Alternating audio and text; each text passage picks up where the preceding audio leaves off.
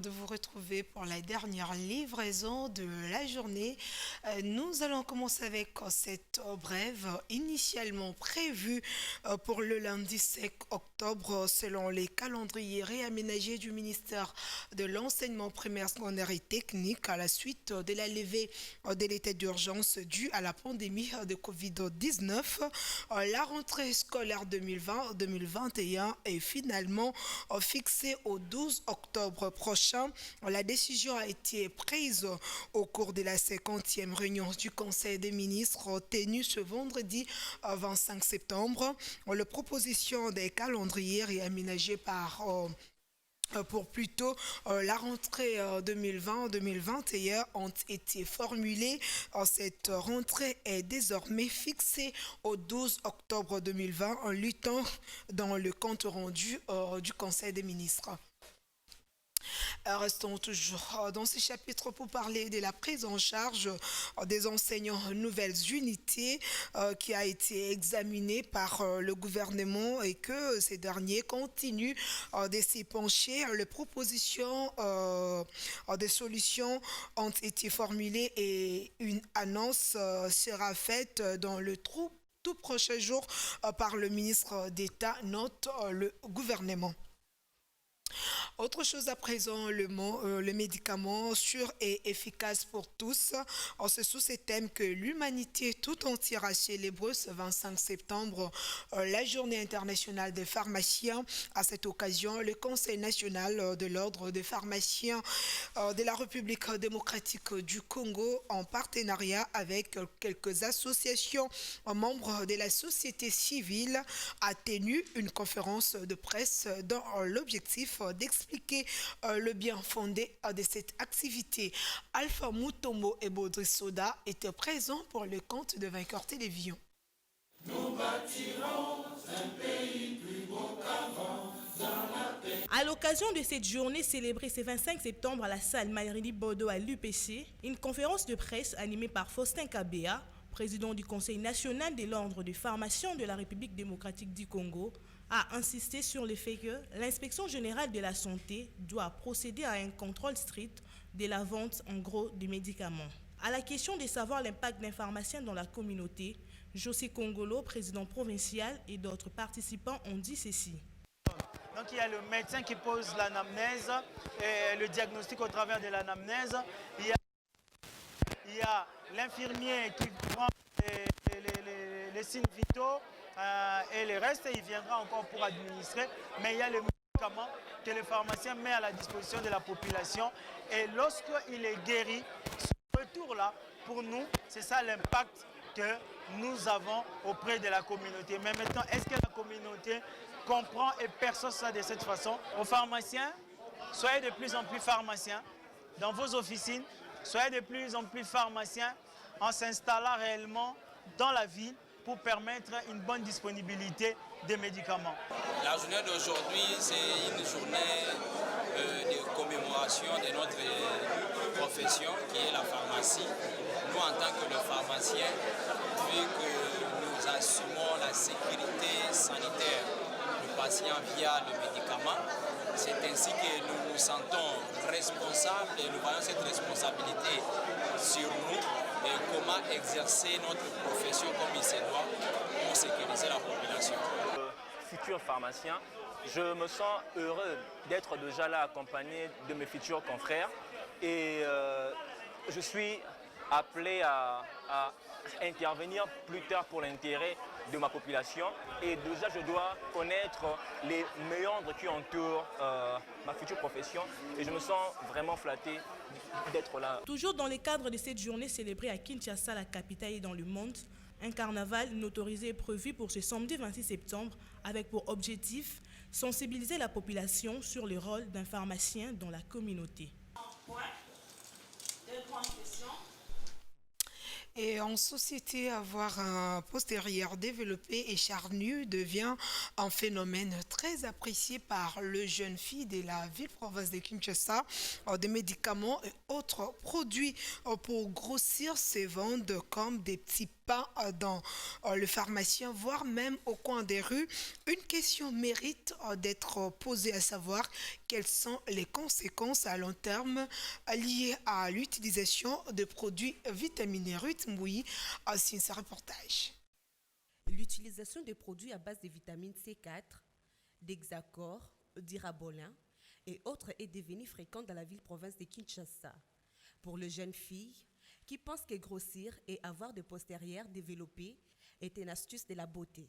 Interrogé à ce sujet, et surtout pour les conséquences latentes, le Dr Kaba Nzadi, médecin des hôpitaux, donne sa lecture par rapport à ces phénomènes. Culturel, dans nos milieux africains, ce sont ceux qui ont tendance à avoir l'embonpoint qui sont plus considérés. Donc c'est un peu l'objectif. Donc c'est attirer l'attention et prendre du poids. Des dangers, il y a toujours des dangers, puisque la majorité des consommateurs des médicaments oublient cet aspect-là. Qu'un médicament, ce n'est pas un bonbon, même si c'est une vitamine. Les gens peut-être peuvent avoir peur de prendre des antibiotiques. Ils connaissent les dangers des antibiotiques, mais ils ignorent les dangers des vitamines. Donc tous les produits qu'on consomme ont des conséquences. Puisque les premières voies d'élimination des produits pharmaceutiques qu'on prend, c'est le foie et le rein. Donc plus vous prenez des médicaments, plus vous sollicitez le foie pour éliminer ces médicaments, plus vous sollicitez les reins, qui sont les deux grands organes d'épuration des produits pharmaceutiques, vous allez faire souffrir les reins et faire souffrir le foie. Donc, en grande quantité, vous aurez des maladies rénaux, vous pouvez faire une insuffisance rénale. Il s'est de signaler que prendre du poids et grossir ses postérieurs n'est pas mauvais. Et si la personne intéressée est suivie par un médecin, il s'est de signaler que prendre du poids et grossir ses postérieurs n'est pas mauvais. Et si la personne intéressée est suivie par un médecin.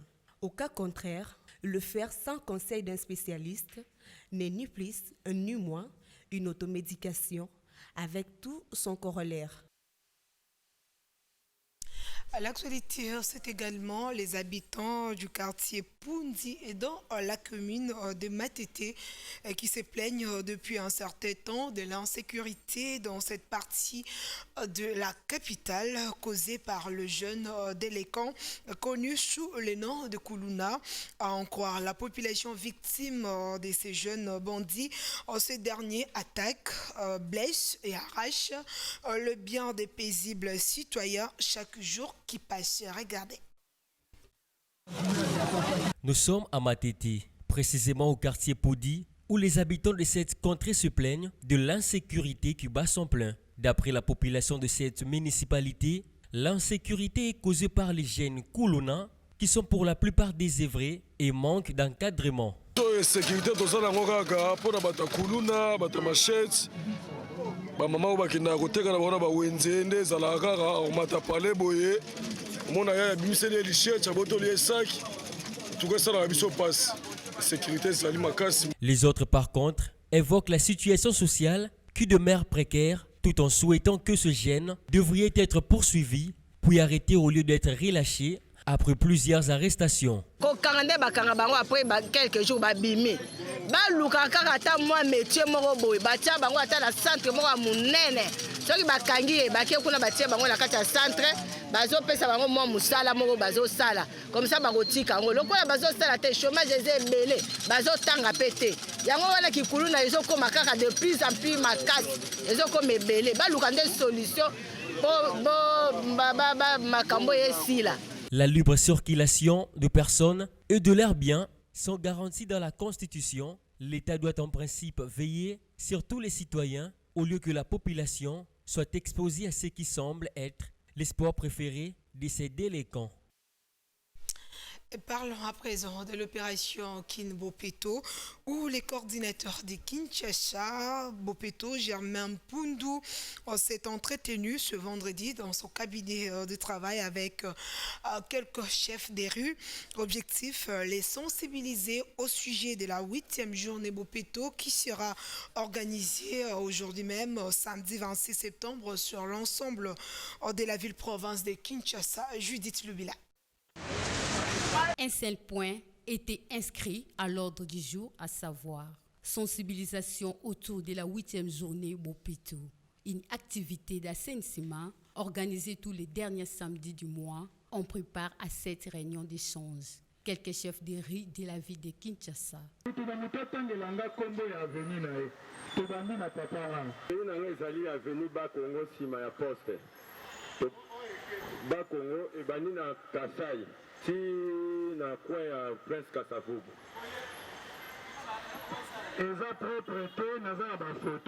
Le chef de riz ont profité de cette initiative pour lancer l'appel à la population tout en leur exhortant à une bonne prise de conscience. tosengeli toprêche na exemple parce que bato nyonso basuivre exemple na biso bakartier mosusu bakolanda mpe makambo nyonso ekokende bien.